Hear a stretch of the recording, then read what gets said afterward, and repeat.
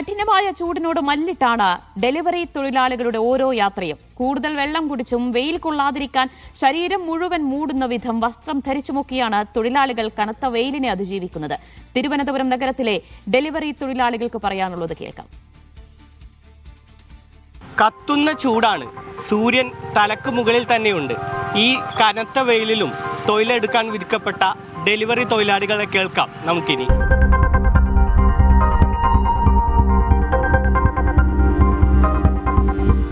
എട്ടരയൊക്കെ ആകുമ്പോൾ തന്നെ 31 ഡിഗ്രിയൊക്കെയാണ് കാണിക്കുന്നത്. നല്ല ചൂടുണ്ട്, പാടാണ്. പക്ഷേ ഓടിയല്ലേ പറ്റുള്ളൂ, കടങ്ങളുള്ളതുകൊണ്ട് ഓടിയേ പറ്റുള്ളൂ. വെള്ളം കുടിക്കും? വെള്ളം ഇഷ്ടം പോലെ കുടിക്കും. ഇവിടെ വെള്ളമുണ്ട്, കുറേ കുടിക്കും. ഈ വർഷം നല്ല ചൂടാണ്. അത് കഴിഞ്ഞ് ഒരു വർഷം നമ്മൾ ശ്രീയായിരുന്നു.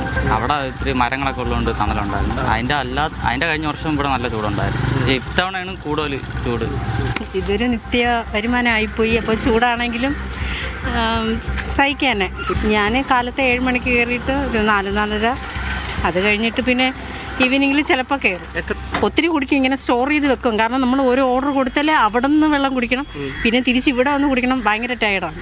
ചൂട് വേണ്ട, കണ്ടില്ലേ, നമ്മൾ ഫുൾ കവർ ചെയ്താണ് ഓടണത്.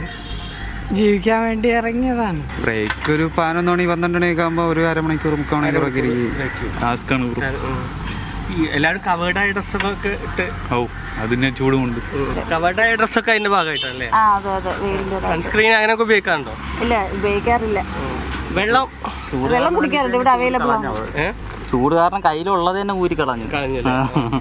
ജീവിച്ചേ പറ്റൂ. അതെ, അവസ്ഥ അതായത് ജീവിച്ചേ പറ്റൂ. സൺസ്ക്രീനൊക്കെ ഉപയോഗിക്കാനുള്ള സാമ്പത്തിക ശേഷിയില്ല. ചൂടത്ത് വല്ല ഇൻസെന്റീവ് അങ്ങനെ എന്തെങ്കിലും? ഇല്ല, നോർമൽ ഇൻസെന്റീവ്.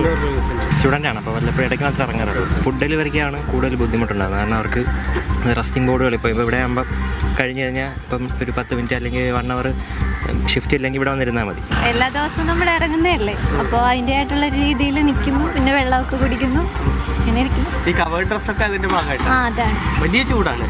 നല്ല ചൂടാണ്. കരിഞ്ഞു പോകുന്ന ഈ ചൂടിൽ വെയിലിനെ അതിജീവിച്ചും സമയത്തെ തോൽപ്പിച്ചും ഈ തൊഴിലാളികളുടെ യാത്ര ഇനിയും തുടരും. ക്യാമറ പേഴ്സൺ എസ് അനോഷിനൊപ്പം സഫ്വാൻ VP, മീഡിയ 1, തിരുവനന്തപുരം.